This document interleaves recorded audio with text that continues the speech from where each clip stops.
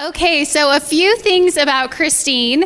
Christine Baird is a professional podcast producer and consultant who has worked with the top wellness, lifestyle, and business influencers, growing their shows into multi-million download successes.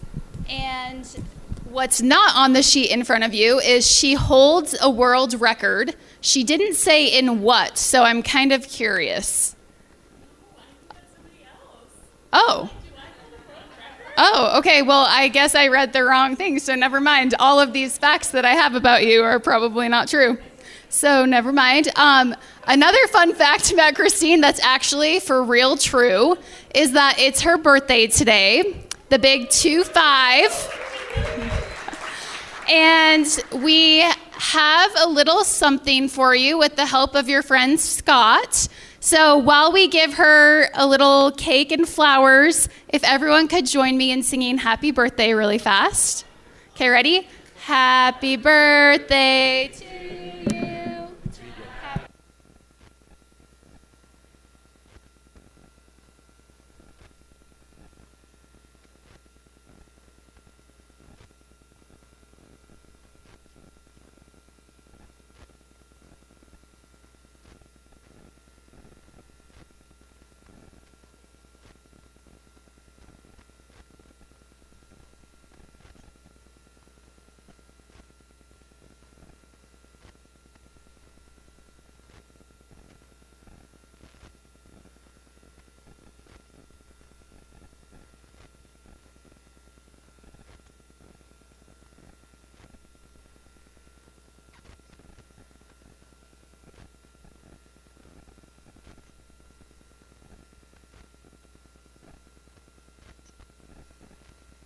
Thank you. Thank you. Well, listen, I can't always expect to have this kind of welcome to speaking, but I'll take it. I am delighted, truly, to be here. I love to use this phrase, get to have, and my fiance can tell you, it can get a little over the top sometimes. But the reason I wanted to share the perspective of podcasting as a get to instead of a have to or must to or maybe you should think about it is because I think it's fair to say we all know that podcasting has hit the mainstream. And it's only really come mainstream in the last year or so, but you may have heard a lot of different things about podcasting and you may be wondering, is it something we have to do? Is it something we should do? Is the market too saturated? There's over 500,000 active shows right now on Apple Podcasts. And my goal today is to enroll you into believing that you get to have one, and it's going to be one of the best things you've ever done for your brand. So, quick check-in with reality. If you have been following podcasting for a while, you may think that this is what having a podcast looks like. #1 podcaster in the world, Joe Rogan. If you're not a former MMA fighter and comedian, you can't do it. You have to have presidential candidates on your show, Andrew Yang, and you have to podcast out of a dark bro cave. This is kind of the image we've been given over the last few years about what podcasting looks like. And my goal today is to show you that podcasting actually looks quite a bit different than this for most of us. And as much as I love Joe Rogan, you don't have to do it in a dark bro cave. So briefly, I'm just showing you a quick snapshot of what podcasting can look like day to day, or as we like to say, in real life. Me on my couch with a messy bun at any various form of professionalism and togetherness. I am, it's safe to say, obsessed with podcasts. I started listening to them in January of 2013. I distinctly remember the day. I was on the bus from New York City to the Hamptons. I texted a friend and said I need something to listen to, and he texted me the link to a show on iTunes at the time. And long story short, that original episode led me to actually getting to work on one of the top shows in the self-development entrepreneurship world called the School of Greatness, where when I started working on it back in the dark ages of 2014, had less than 1 million downloads. I got to work on that show and produce it over the years, grow it to over 80 million. and really learn everything in the trenches because, as it turns out, you can't go to podcast school yet. And since then, I've had the great opportunity to work on a bunch of other brands, a lot of health wellness influencers, small businesses, leading business brands. It's truly the most fun. And of course, I'm so obsessed. I have my own show as well, where I publicly broadcast my therapy as I am on the journey to own my worth. So, safe to say that there is something about podcasting that's contagious, but it's also really adaptable to small business, huge business, mega brand, personal brand, hobbyists, and everyone in between. Okay, let's really get into it. Now that we know why I'm so obsessed, let's get you obsessed. So podcasting, in my opinion, is a smart branding strategy for every brand. And again, we're going to do a quick check-in with expectations, which is where I start with every client and every initial consultation. This is a screenshot of the newest shows taken about 2 weeks ago from Apple Podcasts. And as you can see, there is a true potpourri. We've got all of our favorite topics: murder, sex, crime, beauty, history, comedy, culture, home. Anything that you can imagine that's being talked about in media is being talked about on podcasts, which is a ton of fun because there's actually no gatekeeper to podcasting. And this is why it's kind of burgeoned and blown up over the last few years. There is truly no barrier. Anyone or their dog could submit a show, and you're likely not going to get featured in New and Noteworthy unless you have some good weight behind you. But it's fun for me to see on a random day. I didn't try to time this strategically. I just took a snapshot of the new shows that were trending, and we had this much diversity.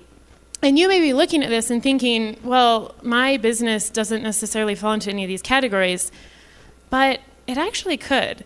And that's what we're going to talk about a little bit today. So we'll give you some real data, because what's a good presentation without some real data?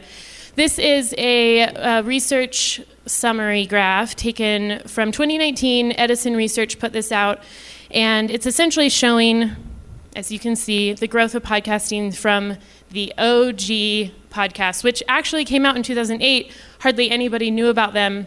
They kind of dwindled for a few years, and then there was the resurgence that came in about 2013. But if you notice the graph, something happened in about 2015. The show we all know and love, Serial, descended upon us. And if anybody remembers following with bated breath journalist Sarah Koenig following the trial in case of Adnan Syed, you know that the country was totally captivated, and this really blew up podcasting into more of mainstream entertainment. So as you can see, from 2015 on, we're getting quite a nice growth. And now, just as recent as last year, over 32% of members of U.S. households 12 and older were listening to a podcast at least once a month, which, of course, for podcast geeks like me is so delightful.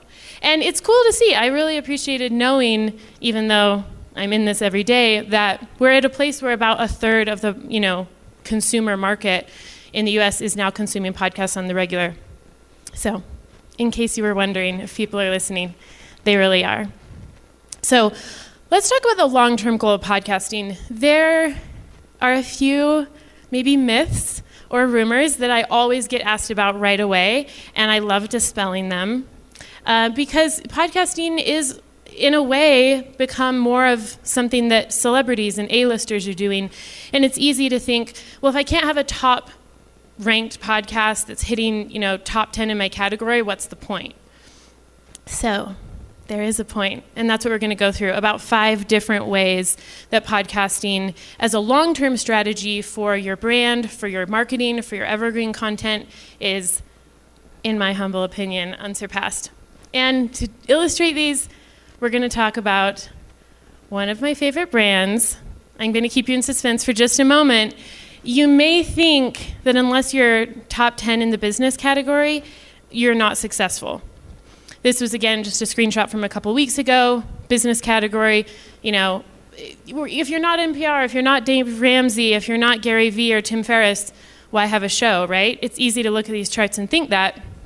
But there's a brand we all know and love that's shown us a new way. And it's my favorite case study. And of course, it's Trader Joe's. If you're as obsessed as I am with Trader Joe's, you've probably already listened to their podcast. It is called Inside Trader Joe's. And it's just 2 years old. They have done a brilliant, remarkable job.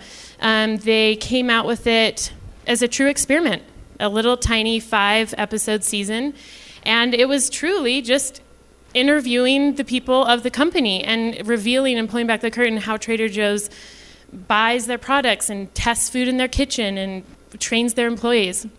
So using Trader Joe's, let's go through 5 of the ways podcasting has become one of their best and most beautiful marketing strategies. 1, they, as we all know, have raving fans. And if you know anything about podcast stats, having over 3,000 5-star ratings in just the first 2 years of your show is phenomenal. Mostly because it takes a lot for someone to actually take the time to pull up their podcast app, write a review, and submit it with no reward. But raving fans, people who have listened to your show, understood who you are, why you do what you do, gotten massive value, and realized you did it all for free as a value add, turn into raving fans. They write reviews, they promote you, they share you. And it truly is out of their own delight. There's no kickback for them, which is why it's a really cool metric. Trader Joe's has only put out 21 episodes in 2 years. There's a myth from the dark ages of podcasting that to have a successful podcast, you've got to be pumping out an episode a week, 52 weeks a year, and you're committed for life, or you're a failure. This is actually not true anymore, which is my favorite thing to point out. A couple years ago, Apple Podcasts, which is the leader of all the podcast platforms, the only one anyone pays attention to, came out with seasonal shows. And this has changed everything. So now you can put out however many episodes in a season you want, 5, 10, maybe you do put out 52 a year, but it's completely up to you, and it's not about the quantity, it is about the quality. Every show is different. Maybe you have a hobby show, but since we're talking about business and marketing and evergreen content, your brand may very well benefit from a short seasonal show with just a few episodes that are beautifully produced and well thought out and add massive value, which you can promote throughout the year. Trader Joe's has done this brilliantly. All right, SEO content. Now, literally everyone in this room is probably a bigger expert than me in SEO, but there's a couple of things I do know. And one of them is some of the best possible content to drive traffic and build your digital footprint is something like a blog post with a bunch of really delicious keywords that lives on a site that you own that's posted regularly. And podcasting has become essentially a new form of blogging because these days, instead of typing your blog post, you can speak it, have it transcribed, throw it up on your website, write a nice little summary, pop an embed player up there, and you've got the magic of blogging in a different way. Even Trader Joe's puts these on their website. They understand the value of having your episodes living on a platform you own that is actually tied into your own digital footprint. Okay, this is where it gets kind of fun. Other people start to notice you when you start to podcast at a quality high level. And I love this headline from Fast Company. This is from when the show first came out a couple years ago. It's weirdly popular, but everybody was noticing because when had any other grocery store ever decided to put out a podcast? And why was it so trendy? This is a really cool way for publications in your industry to start to notice what you're doing because you're offering content in a really creative, customizable, personal way, and you can show what actually your brand is about, the voice of your brand, your people. You can showcase whatever you want in a totally new way that's really digestible. And publications start to notice. All right. Finally, thought leader status. This is another amazing headline. Trader Joe's podcast is a hit, but please don't try to copy it. You know that you're kind of moving into thought leadership when everyone's noticing what you're doing and begging everyone else not to jump on the bandwagon because you've done it better than anyone else can. I think this is one of the things I've seen the best for my clients about podcasting is once you become a podcast host or your brand becomes a podcast thought leader in your industry, that's another item on your calling card, another feather in your cap. And because not every brand has been enrolled yet that this is doable, you truly can stand out. My favorite part, I just have to point out, is don't try and copy Trader Joe's, but do subscribe to my podcast. All right. Hopefully, at this point, you are dying to start a podcast. And if not, I would love to talk to you more later and answer any questions to get you there. So 3 quick questions if you're thinking about starting. This is where I always start with clients, and I think it's a helpful place to start to wrap your head around what your podcast and your brand can be. Number 1, of course, we all know, this is always the question, who is your audience? And it may not be your customer base. It may be your peers in your industry. It may be the pool you're trying to recruit from. It may be a tangential audience to your customers that can eventually become. It may be your current clientele. This may be an educational source that you want to add massive value to your current clients. Your audience is going to be everything, and they're who you're here to serve. So taking time with this question will help you more than anything to craft a powerful and amazing show. Number 2, what are your goals? Obviously, this goes right in line. Once you've figured out who your audience is, you want to get clear on the goals for the show. As we've talked about, hitting number 1 in the charts, no longer important, no longer relevant for 99.9% of us. We'll leave it to Joe for a little while longer and the NPR shows. But your goals could vary depending on your audience, and it's super important to be crystal clear on this because it will drive all the decisions and how much you decide to invest in your show and who in your company you decide to put on the project. So whether it's to attract the best talent in the world to work at your company or to attract the best clients or to become a thought leader, this will be kind of your North Star as you think about the goals for your show. And finally, my favorite reality check, how often can you post an episode? And I couldn't leave without just giving my 2 cents here. As a producer of multiple shows for over 5 years, I've worked on some behemoths. I'm talking 900 plus episodes, 7 years in, insane amounts of production. And I've worked on great shows that are much more mild. And I will say that one of the biggest keys to success of a show is being realistic about your output and how that's going to serve your brand and whether your team is ready to take it on. So please remember, you can make a podcast fit whatever your needs are and whatever your goals are. And being realistic about how often you can post an episode will be your greatest ally. Of course, the absolute number 1 most important thing in my opinion is to have fun. Because, like Dave said earlier, if we're not having fun at work and we're not having fun with our content and what we're adding value to the world with, what's the point? But podcasting, in my opinion, is one of the most fun ways to build content and to build your brand in 2020. And we're just getting started. There is room for everyone. Thank you.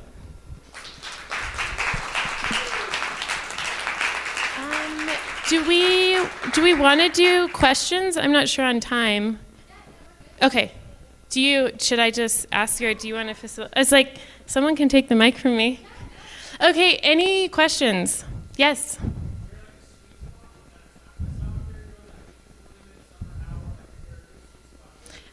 Excellent question. So I'll just repeat it. Is there a sweet spot for time? Should it be a 20-minute podcast, an hour-long podcast? We see a whole range. There is not a sweet spot. It goes back to your goals for the show. If you're doing a long-form interview show, there's a bunch of awesome merit to that. But if you're doing a short 10-minute episode weekly where you just teach a key principle or insight, it's just as effective. I've seen massive success for all lengths of shows. There's even 5-minute daily shows, which are pretty cool. So it truly can be successful no matter what. Any other questions? Yes, sir.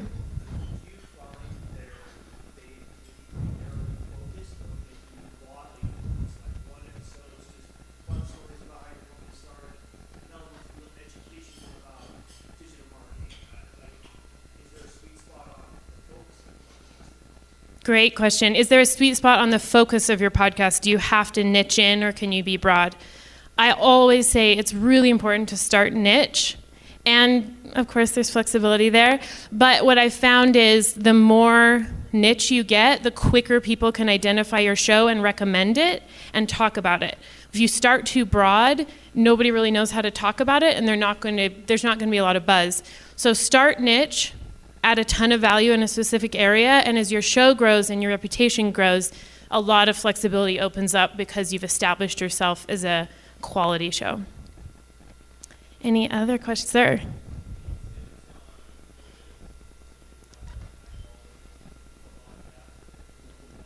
I love this question. Any tips on equipment to have a high quality sounding podcast without getting too pricey?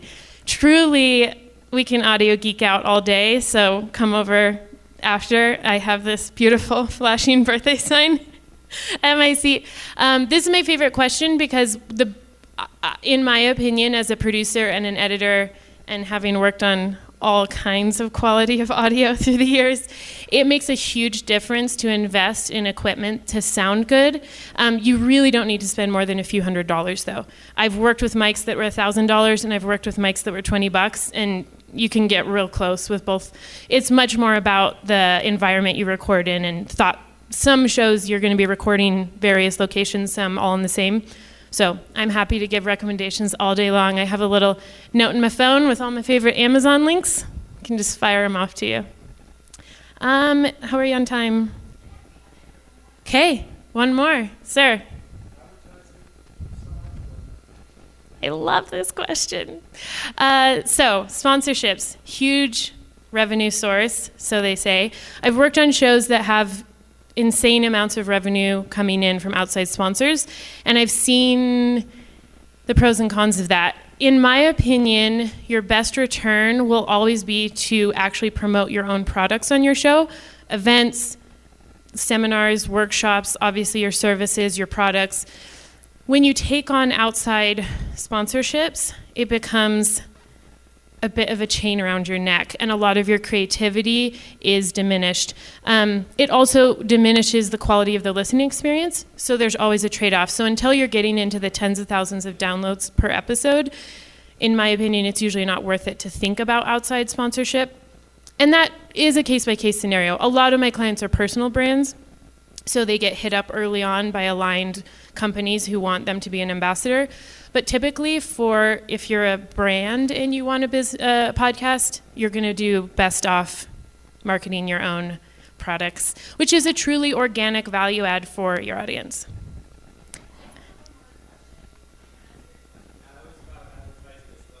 Yeah.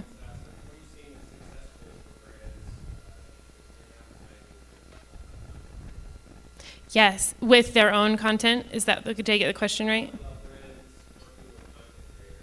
Oh, that's such a good question. Having edited a lot of ads that I think are terrible. So typically what I've found is the ads that do the best. So when a company is going to sponsor an ad on a podcast and it's a high value ad and it returns a lot, it's truly something that the host of the show is fanatical about already. And we all kind of know that that's a no-brainer, but truly, having worked on a lot of ads, there is such a palpable difference when the host of the show is telling their own story, going off script, adding a ton of extra, and you just can't manufacture that. And so even over the long term, let's say the company purchased like an 8-episode flight, oftentimes it'll cancel halfway through because they're not seeing any return. And that's why finding the right fit with your sponsor is so important. It can only work if both parties are in a really good synergistic place and it's authentic. Because if there's one thing we all know podcast listeners have a good meter for, is whether the ad is not sincere. I would love to answer truly any of your questions, so hit me up anytime today. Thank you so much.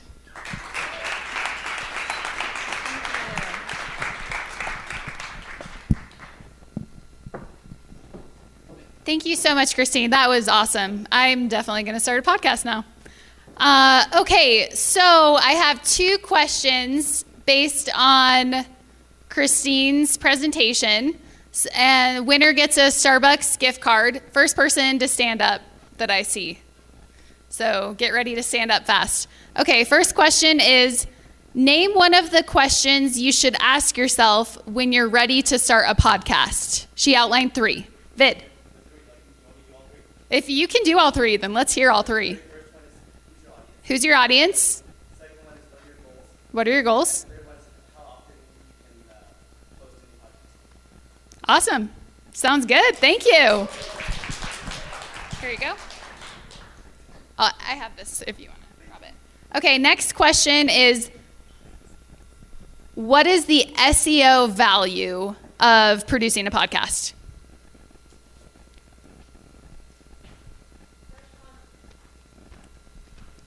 Fresh, what do you do with that content? Yeah, perfect. Exactly. Write the transcript for the blog article. Okay, awesome. Come up and get the gift card.